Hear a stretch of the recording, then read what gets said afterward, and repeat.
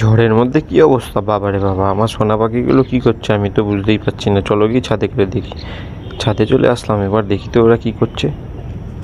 ও বাবারে বাবা!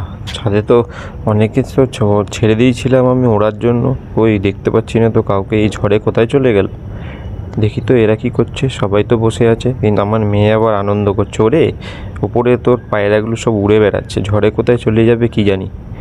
দেখো এরা সব বসে আছে, রেস্ট নিচ্ছে। এদেরকে আমরা ছাড়িনি আজকে, এদেরকে কালকে ছাড়বো। দেখো সব বাচ্চা আমার, এগুলো বাচ্চা পায়রা সব, এগুলো সব ডান দিকে ওর বাবা মা থাকে, এগুলো সব বাচ্চা পায়রা। এদেরকেও আমি ওরাই, কিন্তু একটা পায়রা অসুস্থ আছে, ওই দেখো বসে আছে। ও বলছে কাকু একটু ওষুধ দাও, ওষুধ দাও। আমাকে ওষুধ দিতে বলছে, আমি ওষুধ দিয়ে দিয়েছি। কিন্তু এই দেখো এদের হচ্ছে এগুলো বাবা মা, এদের বাবা মা সব বসে আছে আর চিন্তা করছে আমার ছেলে মেয়েরা কী করছে রে বাবা ঝড়ের মধ্যে। এদের ছেড়েছে, এরা কি পাগল নাকি? বাবা রে বাবা! দেখো আমার ছাদে সব, এই দেখো আমার বউ আবার কোমরে হাত দিয়ে দেখছে বাগানের দিকে। কি দেখছে রে বাবা? দেখা যাক তো, আমিও একটু বাগানের দিকে দেখি। ছাদে তো আকাশে তো ওদের দেখাই যাচ্ছে না। বাবা রে বাবা, চলো একটু দেখি। ওই দেখো আমাদের সুন্দর বাগান, বাগানে অনেক আম হয়, কিন্তু এবছর আর আম খাওয়া হয়নি, কারণ এবছর আর বাগানে যাওয়া হয়নি একবার। প্রচুর আম বাগান, ওখানে আমে ভর্তি থাকে। দেখো কি অবস্থা, ওই দেখো আমার মেয়ে বসে আছে।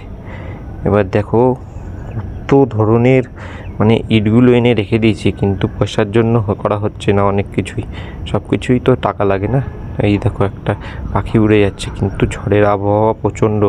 আমার পায়রাগুলোকে তো ছাড়া, কিন্তু ওদের তো দেখতে পাচ্ছি না ওরা কোথায় চলে গেছে।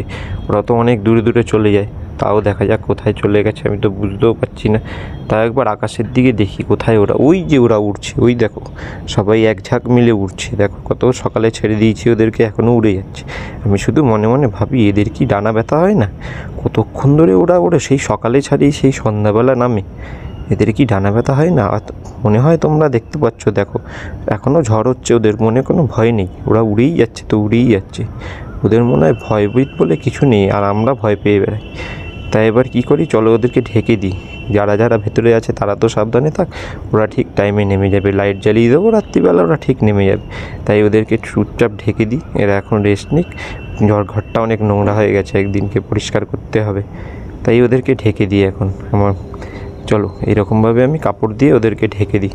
সব সময় ওদেরকে সেফভাবে রাখি, যেন কোনো বৃষ্টি বাদলের জল ঠল না ওদের আসতে পারে।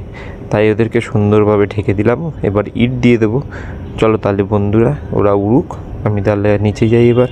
ঠিক আছে বন্ধুরা, চলো আবার নেক্সট ভিডিওতে দেখা হবে। তাহলে আজকের মতো টাটা বাই বাই। তোমরা সবাই ভালো থেকো, সুখে থেকো, পরিবারের সাথে একসাথে থেকো। চলো টাটা।